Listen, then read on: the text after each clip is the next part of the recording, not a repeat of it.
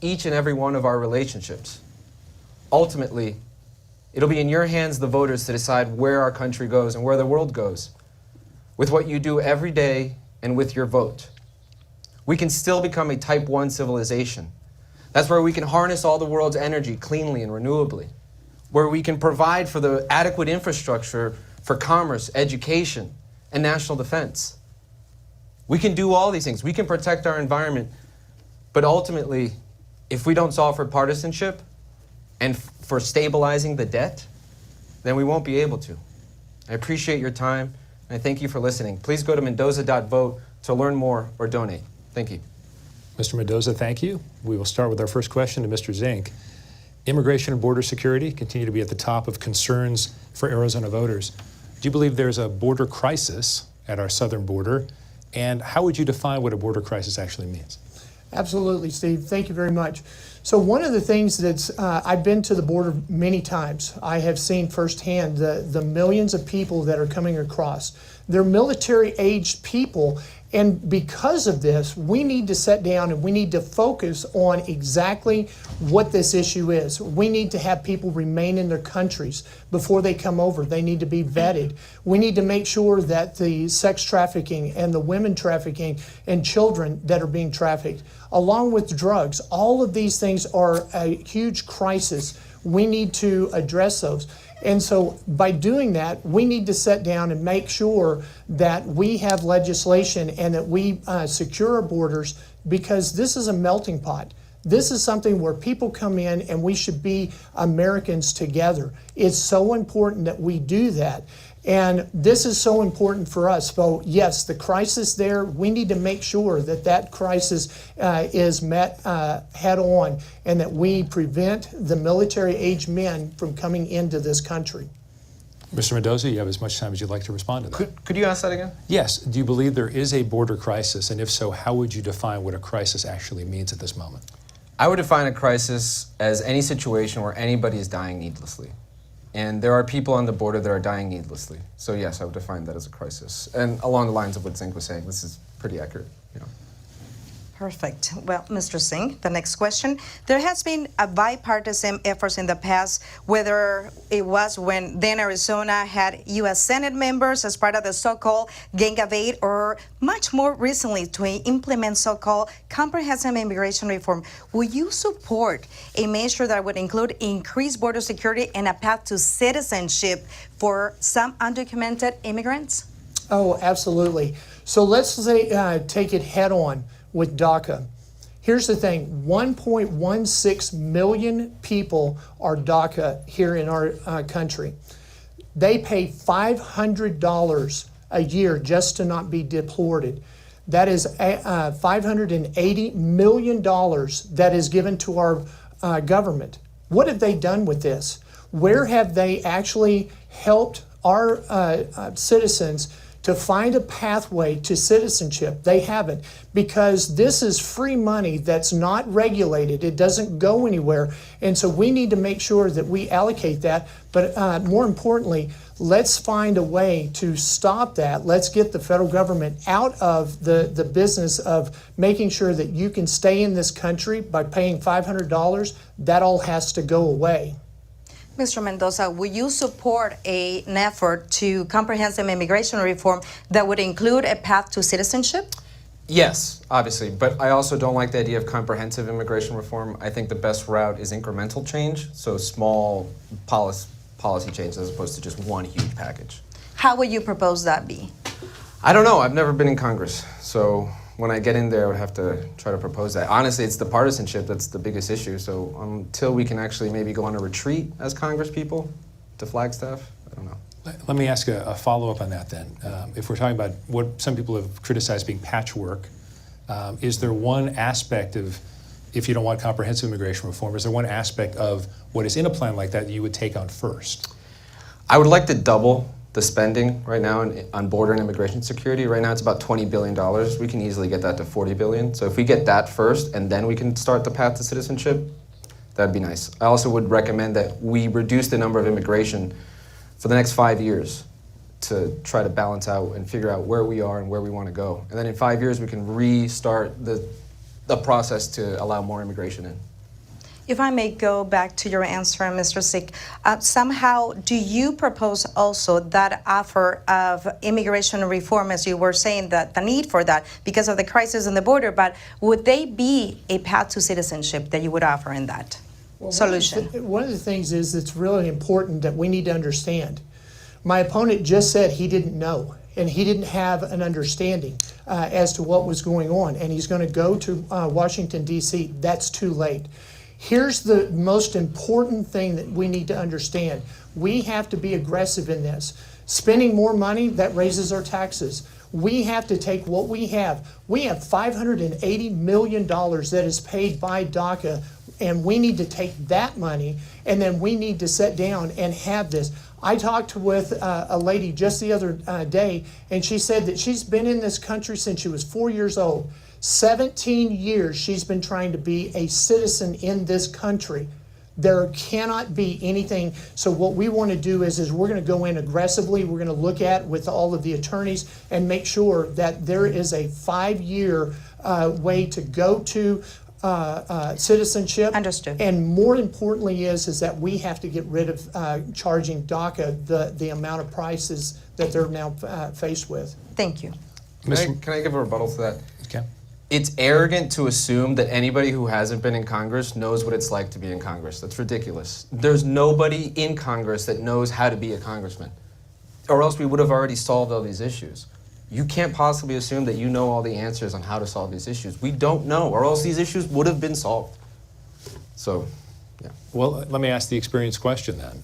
Neither one of you have been in Congress, so maybe this could have been an opening statement. So, Mr. Zink, specifically, what's a minute or so answer on why your experience, just as a citizen, would be better to have you in Congress? Absolutely. So I've been to Washington, D.C. I've worked with Andy Biggs and Paul Gosar and Debbie Lesko. We have talked extensively about what are some of the problems here in Arizona.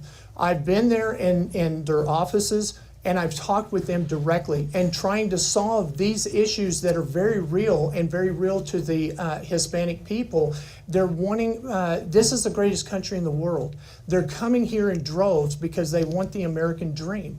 And yet we are preventing them from having that. We need to sit down and look at this. So yes, you can go there and not have the experience, but you also need to understand what is important to the people and how they're getting to become citizens. Mr. Mendoza, do you want the experience answer? Sure. As far as what you've lived and what you think, yeah. I'm just a regular guy that lives the regular life, but my academic background has been in political science and human rights. And I'd like to ask anybody if they can even define a human right. Like, not to call anybody out, but I bet you none of us here can even define that, right? Like, it's important that we understand that a human right is a claim by someone on someone for something essential to human dignity. And there's nobody else on stage that understands the technical theory better than me. Well, we definitely can agree that there's a crisis and it's very complex, the situation in the border. But we also cannot ignore that the #1 commerce partner that we have is Mexico. That border feeds family at both sides of the border, both countries. So if there was a way that you would propose to have a functioning border that would take account immigration, but also commerce, what would that be like? And we'll start with you, Mr. Mendoza. Yeah, we do trade a lot with Mexico, and we've always wanted to have a trilateral agreement between Mexico, Canada, and the United States. I personally don't agree with that necessarily. I think we do need to bring back our manufacturing into the United States. Trade with Mexico is essential, but like, take for example, blueberries and avocados. In Mexico, they're burning down avocado farms and blueberry farms because the cartels own them. So whenever I buy a blueberry in the United States, I only buy American-grown blueberries. Because when you buy a blueberry from Mexico, it will come with it's blood. It's like a blood diamond, but it's a blood blueberry. Does that make sense? Avocados also. Mr. Zink? Sure. One of the things is that in working with Pemex, we have an American company that I was working with, and we went to Mexico. And what it does is it caps the flaring in Mexico with the drilling that takes place. What we need to do is we need to make sure that the jobs both in Mexico and in the United States, that we work together. That is something that we can do. The other aspect is that the cartel was also very prevalent in trying to disrupt this. We need to, as a country, need to deal with the Mexican cartel. We haven't had that. And so this is something that I also want to address and make sure that we get the right people in place so that we can handle the Mexican cartel. Okay.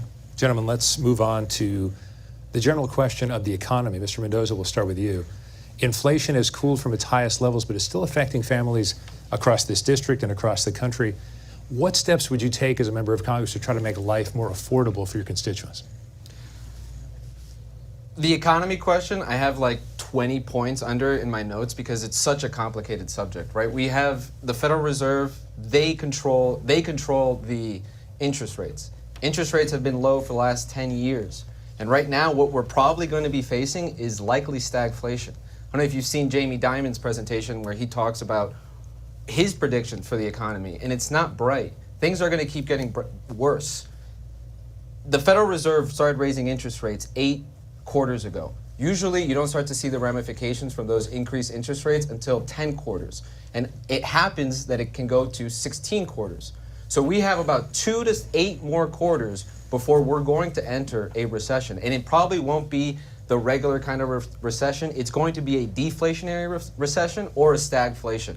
So this means we're going to continue to have high interest rates and unemployment is going to keep going up. The only way that we can stop that is by increasing revenue and decreasing spending. But it has to focus on stabilizing the debt because the debt and the interest payment on that debt is cutting into our ability as a country to invest. Mr. Zink, your reply. One of the things that we need to start addressing is this. We have to stop printing money. That's the number one thing that creates all of the inflation that we have. Also, we need to start putting back drilling in our country. See, the thing is that if you go back 6 years ago, pre-pandemic, we paid $1.89 a gallon. Today I paid $60 today to fill up my gas tank. We have to put the Arizona people back to work. Those manufacturing companies that have left and gone to China and have gone to other places, we need to bring those back. The greatest country in the world are our asset, and it's the people that we now can provide those jobs. This is what will start to decrease our inflation. We start to increase our drilling, provide the manufacturing here, and then we give good paying jobs, and then we let the people spend the money where they want it spent instead of the government taking it out and increasing this inflation to where we can't even, they're making 2 or 3 jobs just to make ends meet. Perfect. Well, there are some technical issues that we want to mention. Gentlemen, you'll need to know about this as well. Due to some technical errors at the beginning of our production, each of you will get a 3-minute closing statement. Want to let our viewers know that as well. So we will add on to the closing statement you'll each get as we move on. That way we can be prepared. Well, following up with more questions, do you believe somehow, and this question is from Mr. Mendoza, we'll start with you, do you believe that the action led to the SHIP Act and the Inflation Reduction Act has led to the increased prosperity here in Arizona and also diversified the economy here in our state? No, I don't think it has. Just from my personal experience, I can barely afford eggs. Like, I like to buy Happy Eggs, so I don't like to buy the cheapest eggs, and those are $12 for 8. Like, nothing has gone down. And inflation isn't going to come down. The Federal Reserve is keeping interest rates high so that inflation stays high so that we can cut employment. That's the Federal Reserve's goal with their inflation, is to reduce employment. So until employment goes down, inflation is going to keep going up. And isn't that messed up? Now, if I may follow up on that, respond also, Mr. Mendoza, for the common family out there trying to make meets and that they are probably not into the Happy Eggs, do you believe there has been a change here with the economy? No. My family doesn't buy Happy Eggs, and they have been complaining significantly about the increase in costs. And costs are going to keep going up. Nothing that Congress has done is going to change that. You'll respond now, Mr. Zink. Absolutely. There is a way to respond, and that is that we have to now stop the inflation.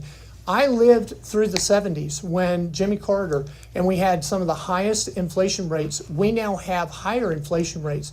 What was it that Ronald Reagan did? Was he put the people back to work.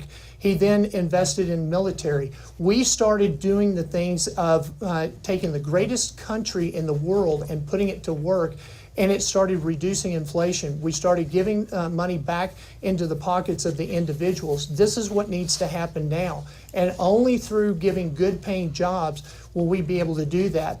And that way that one person can have one job instead of having two jobs like Ernie and Donia, where they both work two jobs just to make ends meet, just to send their children to a school so that they can be educated the way that they're supposed to instead of being indoctrinated. I actually had two quick follow-up questions, one for each of you based on the answers you just gave. Mr. Mendoza, the Federal Reserve is saying that it is actually keeping interest rates high in order to keep inflation low or to bring it down. Right. So you're saying that that's just a message in the media, that that's actually not what they're doing? No, actually, I might have misspoke. Okay. Yeah, that's what they bring inflation down, but then unemployment goes up. Okay. And we're likely going to hit a stagflation point where inflation will stay high and unemployment high, and we won't be able to do anything at that point. Okay, The Federal thanks. Reserve will. Thanks for clarifying that. And follow up, Mr. Zink, when it comes to, there are a lot of folks who are saying that the perception is that inflation remains high because we go to the grocery store, we go to the gas pumps, and inflation is still high in those places, much higher prices than we're used to seeing. But we're also seeing other things calm down. Are you saying that inflation is not coming down because those two things that most people see every day are not coming down? Or are you seeing that as a broader base of inflation? Well, one of the things is that anybody who's gone to the gas pump and paid, like I did today, $60 just to fill up my gas tank, that is translated to the people who then bring your food to your grocery store. Then they transfer that cost into the groceries. We need to sit down and start putting manufacturing, start doing our drilling, start having increased oil and gas so that we can start lowering the gas prices that will then cause the effect. Is it going to happen overnight? No, it doesn't, but that's a great place to start, and we already have a track record from a president that actually turned our country around in the 80s. The economy definitely impacts directly housing, and anywhere you drive or you travel here in our state, you see building and construction of new homes. Unfortunately, many of the households or families here cannot afford a new house, right? So with that said, housing affordability is a significant problem in the district that you are trying to represent, the state of Arizona and many parts of the country. What actions do you believe needs to be taken to make housing more accessible and more affordable for the common family? Mr. Mendoza. I've been trying to buy a house for about 3 years, and I haven't been able to. 3 years ago, I got outbid on the house that I wanted. In the next 2 years, I just kept trying to find something, and there's pretty much low supply here in Arizona, and the interest rates were too high, and I couldn't afford the payments on a house that I used to be able to afford. Over time, interest rates went up. I could no longer afford them. So right now, 11% of FHA borrowers are delinquent. And unfortunately, I hate to say this, but over the next 20 to 40 years, the housing supply will go up as our population changes. So in 40 years, we're probably going to have a lot more houses than we need right now. Right now, we are extremely low on housing. And what I would like most, and I know it's not the most popular topic, but I would like down payment assistance. Down payment assistance seems to be the one thing that keeps so many people back, including myself. Because every time I save up a down payment, what happens? My dog has tears her ACL, and I have to pay $6,000 on that surgery. I have the income to pay for the house, but I can never save up for the down payment because something always comes up. Thank you. Mr. Singh, your response? So one of the things is that if we do housing assistance, that money has to come from somewhere, and that's taxpayer money. We increase our taxes in order to do this. This is almost the same idea of having America pay for college students' loans. This is not this is not something that we need to do. What we need to do is address the issue head on, which is we need to take on BlackRock. We need to take on the people that are actually buying up the homes, and they're buying them at the premium price, which then skyrockets those prices in areas so that people like David can't afford a down payment or a home. We start addressing it at the core issue where these companies that are actually driving this and are the thread behind it, we need to make sure and go after them and cut their legs out from underneath them so that it's the actual persons that are buying the houses, not these corporations. Can you give a rebuttal to that? The only issue with that solution is that those people like BlackRock, Blackstone, they don't actually own that many homes. They own a significant portion, but the majority of the owners of homes are people that own 1, 2, 3 homes, and they rent those homes out. They're mom and pop landowners. Those are the majority. So if we're going to attack mom and pop landowners, it's going to be a bad recipe. So. Well, Mr. Zink, what would enforcement of that sort of thing look like? All right, so one of the things is that we're not attacking the mom and pops. We're actually allowing them to thrive. The reason why we take these companies, these corporations, and we prevent them from actually doing this is so that the mom and pops can actually do this. They give rent so that's a little bit more affordable for people in the low income housing. These are issues that we can address immediately. But the thing is that these corporations are buying millions of dollars and millions of homes across the United States and driving the prices up so it's not affordable for the average person like you and I. And I agree, but attacking just Blackstone and BlackRock, that's not going to solve it.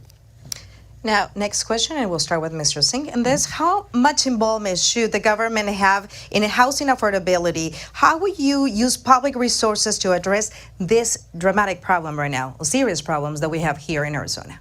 Absolutely. So with all of the real estate people that I work with across the state, and what they're telling me is that what we need to do is we need to make sure and go into the low income housing and we start fixing them up. We have programs that will actually do this, but we can do this privately and not federal spending or state spending. We don't use other people's tax monies, but we have investors that will actually invest in incorporating the people, and we can put them to work in restoring the homes. Then we can actually do things like veterans, tunnel to towers, where they're actually using private funds, they're restoring houses, and they're turning them into things that veterans can come in at no cost whatsoever to them, and it helps them out. We have to look for that more than having federal funding and federal government come into play.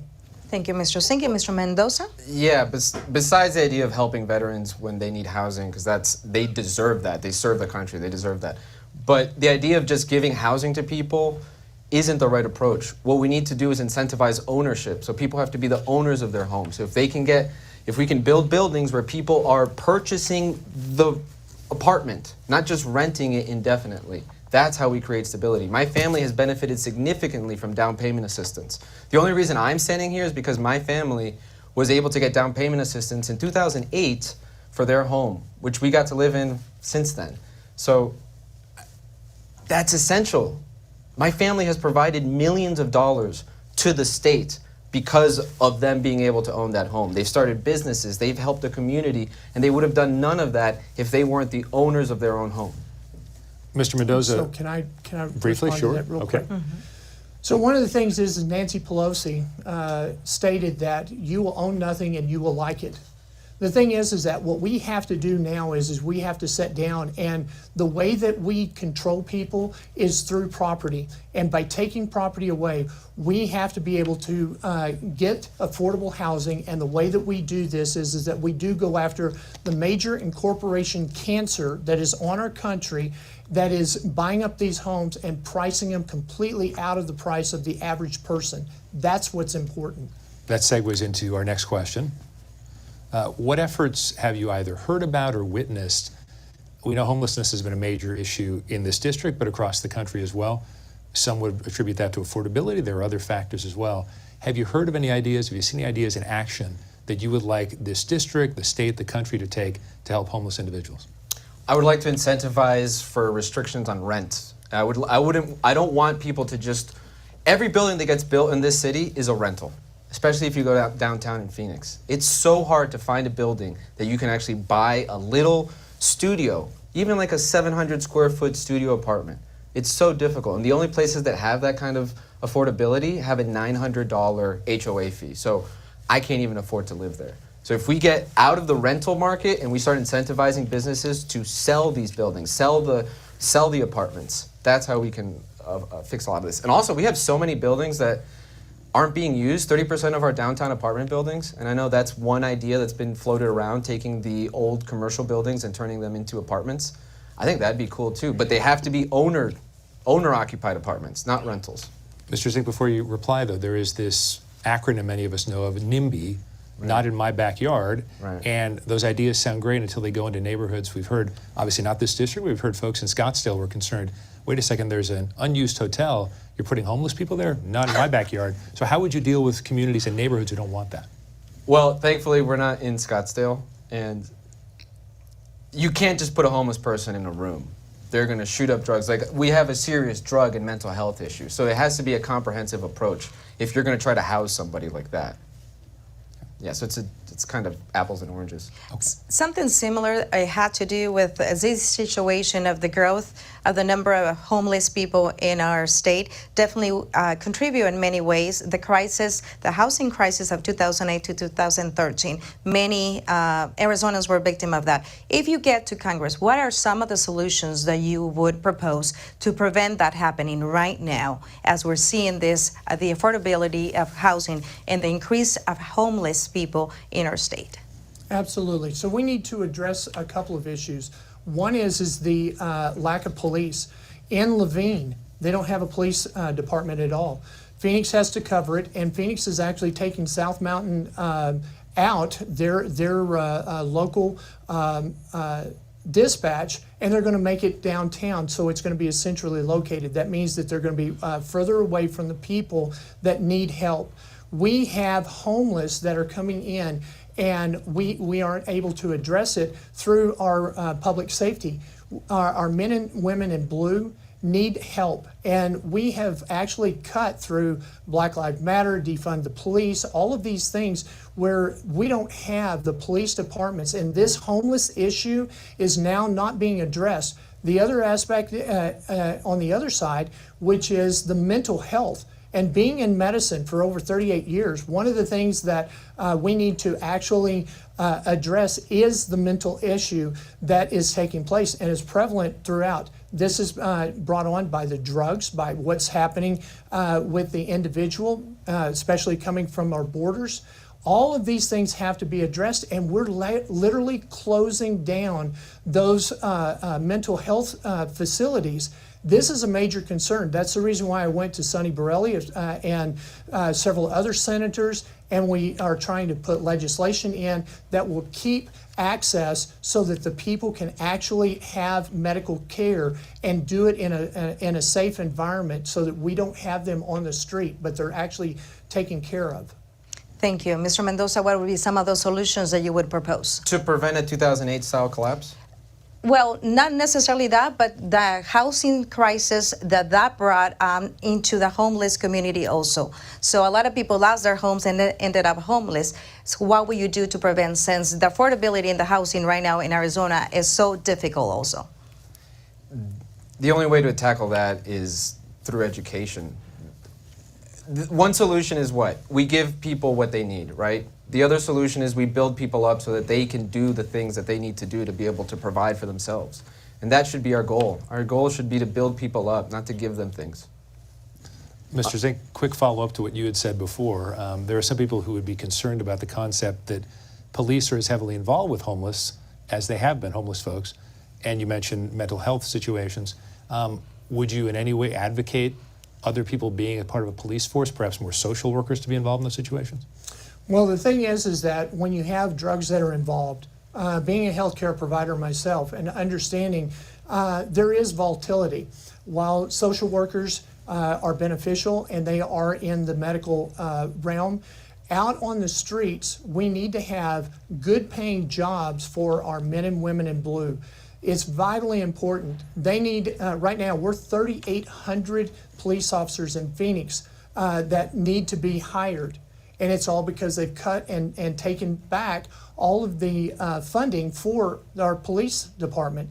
This is a vital issue that we need to have addressed, and that's one of the things that I will sit down as a congressman and talk with the chief of police here, and I've also had meetings with different people in the police department to address these very issues.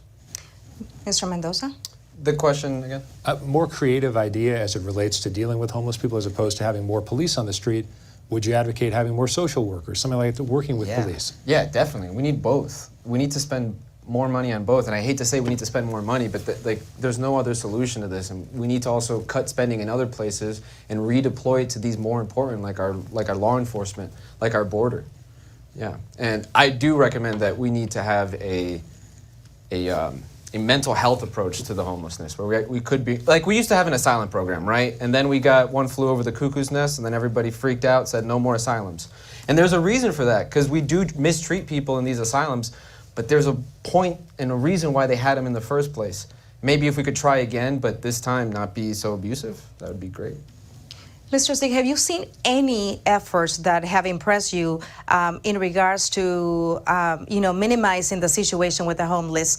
And if not, what will you propose to be done immediately here, especially that we have seen some of those efforts where law enforcement have been already involved? Absolutely. So one of the things is that I've talked with many of the business owners around 51st and Baseline, and they were complaining about the homeless. And we were talking with the police and actually cleaned that area up. We found places where mental health facilities that were on Grand Street that we have with Dream City. Those are issues where we could place those people in those basically the hospitals and the treatment centers.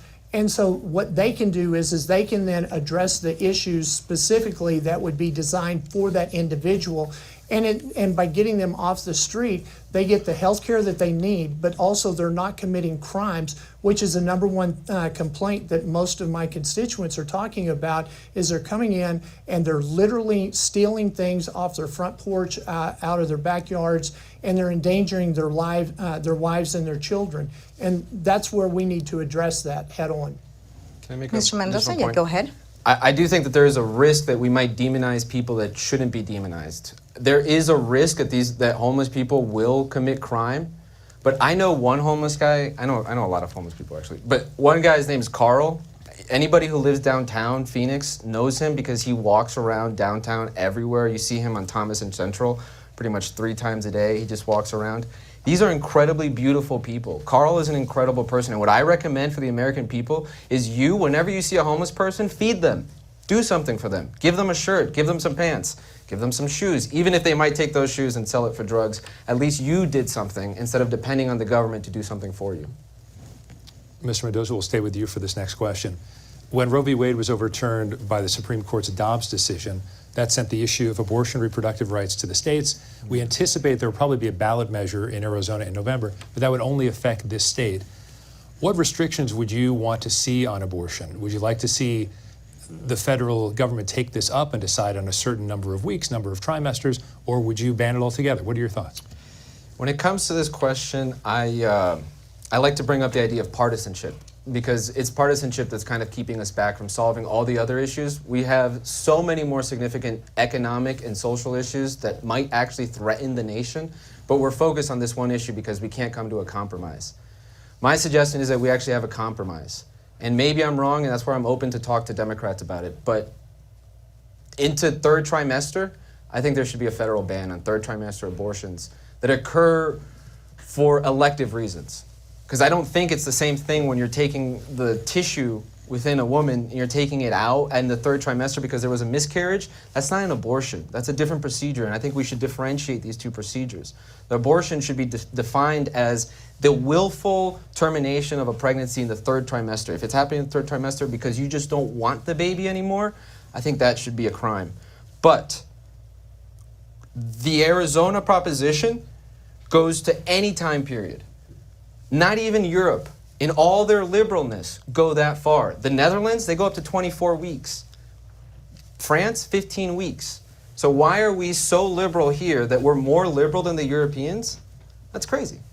We should go to 20 weeks, no or little regulation. After that, there should be significant regulation. Okay. Mr. Zink? Let me talk to the Catholics and the Christians here. What you have as my promise is this: I will make sure that Roe versus Wade is never a federal issue, that it stays at the state level, which is what our founding fathers had stated. As a pastor, let me tell you that there is no term whatsoever that we should abort a child. Exodus 20:13 says that thou shalt not kill. It is very clear. We need a biblical issue that takes place. Proverbs tells us that if we train up a child in the way they should go, they will not depart from it when they're older. We do need to train up our children. We need to make men that will take responsibility. We need to have women there. God made us male and female. The fact that we have any crime whatsoever, federal or state, show me the statute where the innocent pays with their life for a crime, but abortion does.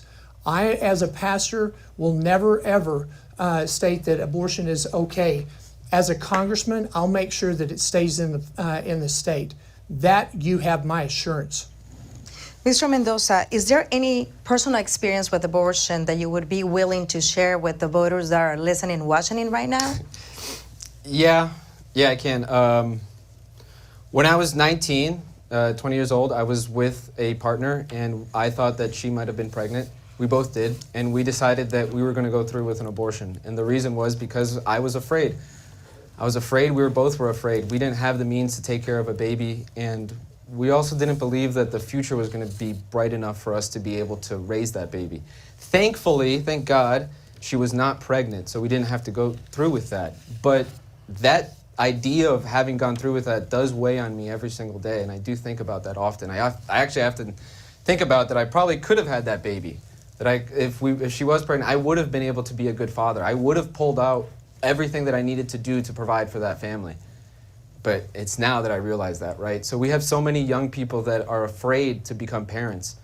And I hope that we can actually do something to make them less afraid and give them the faith that they actually will be good parents. And that's how we can fix abortion. It doesn't get fixed in the after. You fix it before it even happens with good sexual education, with providing STD clinics and testing services and reproductive health services like provide, I don't know if I can say this, but giving out condoms, like that kind of thing. That is how we prevent, by giving education, by giving people the belief that they will come out ahead in life.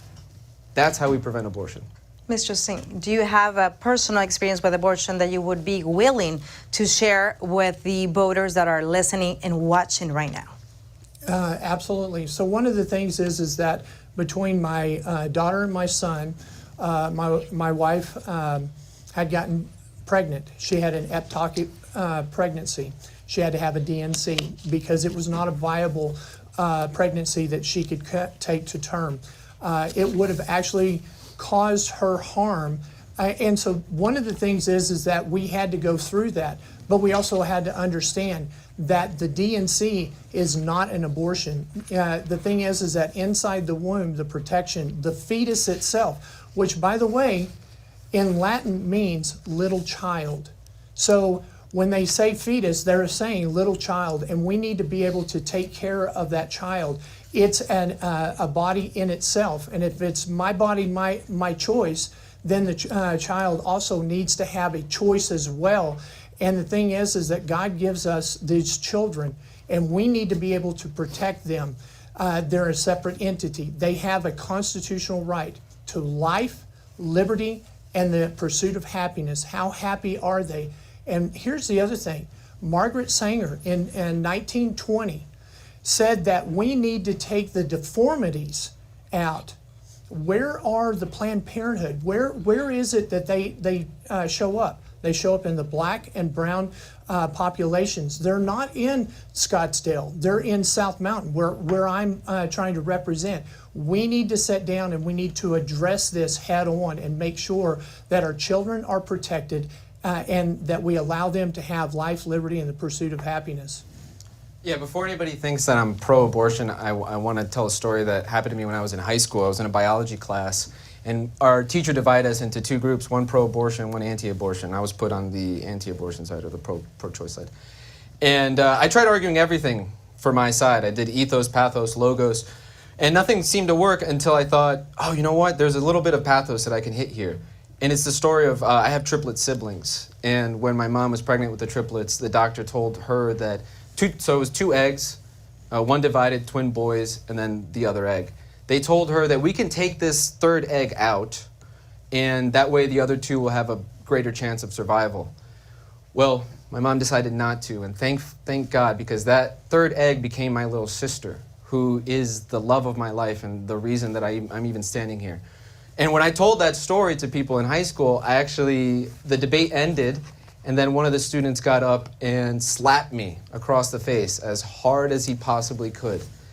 And then he sat back down, and I said to him, do you want to slap my other side? You want to slap me on this cheek?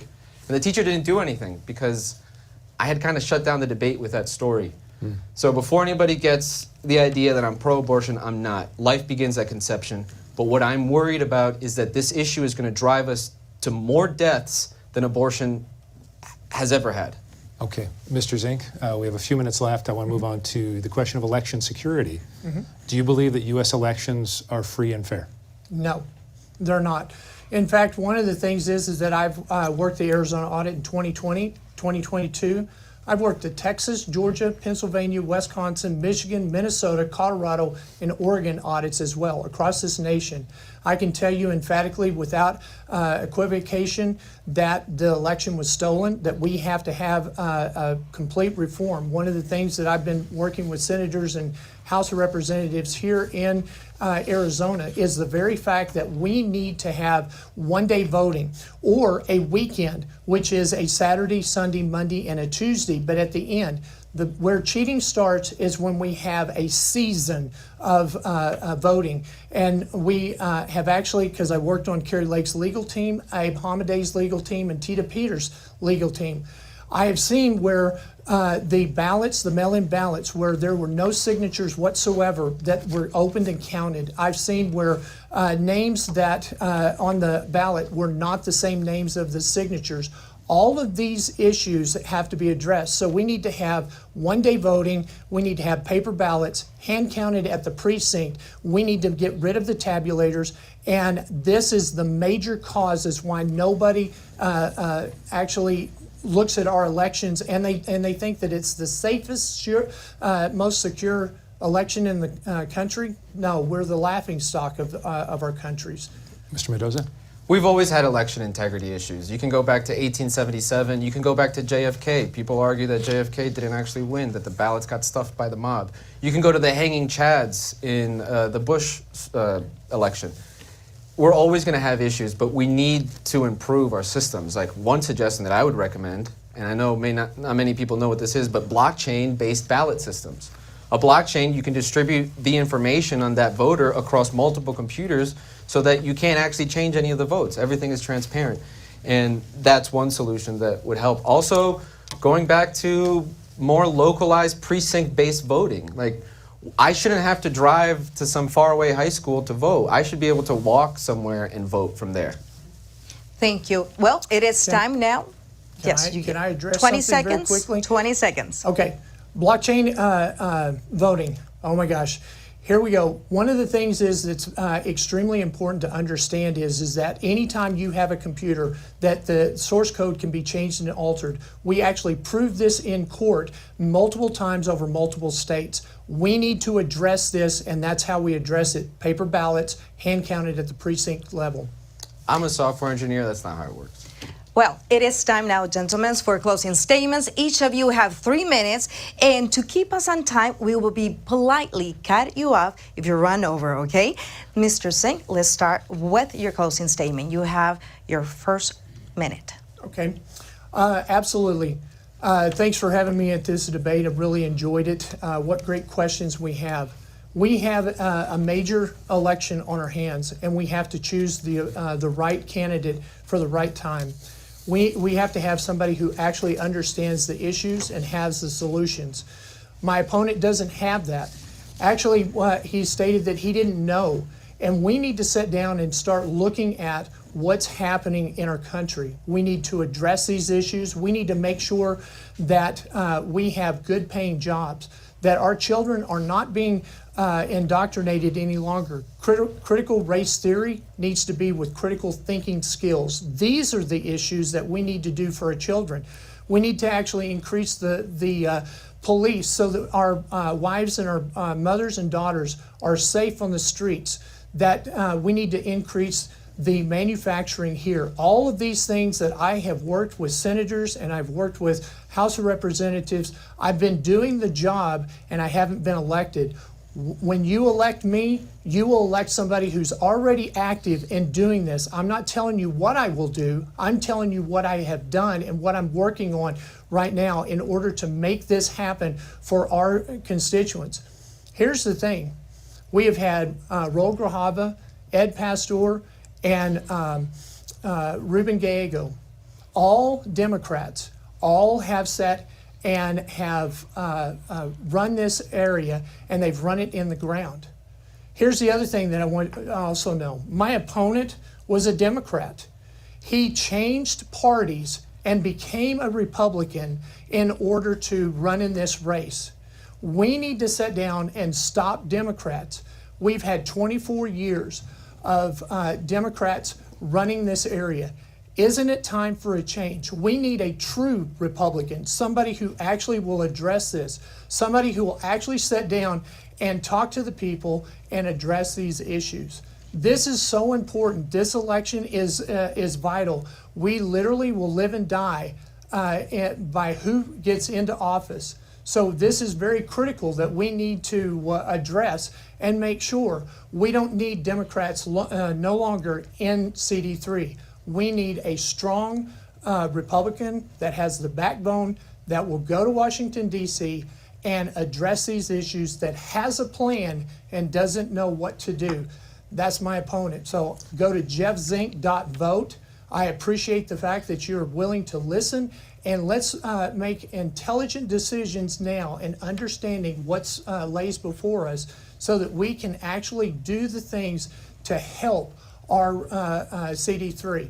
Thank you very much. Thank you. Mr. Mendoza, you have up to 3 minutes for your closing statement. Well, I'm not going to do the same thing my opponent does, because his attitude is exactly why we have so much partisanship. If you guys want to continue to have the same partisanship, to have the same division within your society, to have us keep going and fighting each other, then this is your guy. If you want somebody that's actually going to help this country and try to bring us together instead of dividing us, then I'm your person. My opening statement had to do with Lincoln's first inaugural, because that's where we have to return to. We don't have to return to anywhere else. And he wants to say that I'm a Democrat. You know what? This is actually the only district that will actually help me.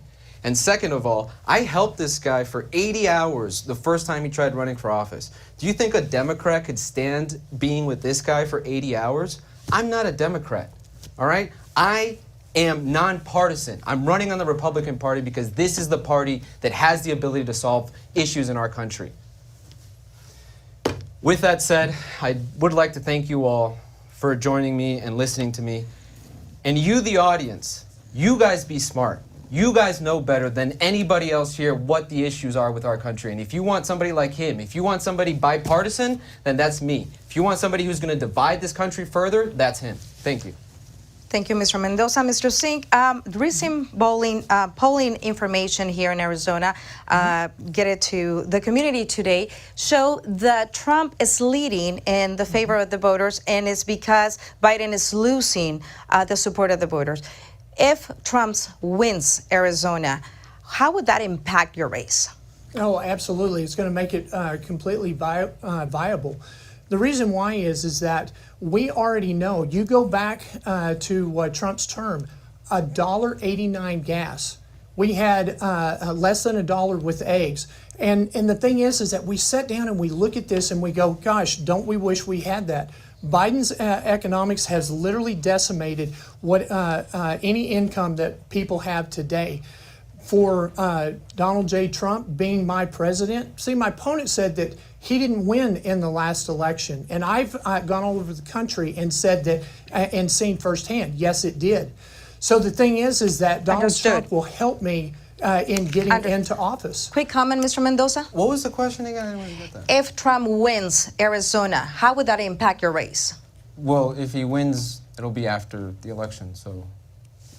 It continues to build on that favor of the voters. And Over the Biden- next, like, 2 Yes. years, you're saying? Well, then, not the next 2 years, before the election, obviously, right now. Well, if Trump wins, I don't understand. If Trump wins the election? He's in winning, November? he's leading here in Arizona in the favor of the voters. Right. Would you think this would impact your race? Oh, would that he's help doing you? well? Yes, that he's doing yeah, well. yeah, definitely. Well, the Democrats doing so poorly is definitely going to help the Republicans do better. Yeah, that's kind of obvious. All right, gentlemen, thank you both for being here. That brings us this particular debate to a close. This wraps today's debate with the Republican candidates for Arizona Congressional District 3. As a reminder, the Arizona primary election is on July 30th, and early voting starts July 3rd. All registered voters can participate in the primary, including independents. There are a lot of offices up for election this year, so we'll keep you hosting debates through the summer and also the fall. Head out to acmedia.org to see all the list of every local primary media partner, plus upcoming debates and where you can find them on TV, radio, and digital platforms. You can also see the full debate schedule, learn more about clean elections, and submit questions for future debates by heading to accleanelections.gov. On behalf of our partners at Clean Elections, the Arizona Media Association, Rister, and Bitfire Studios, thank you for joining us.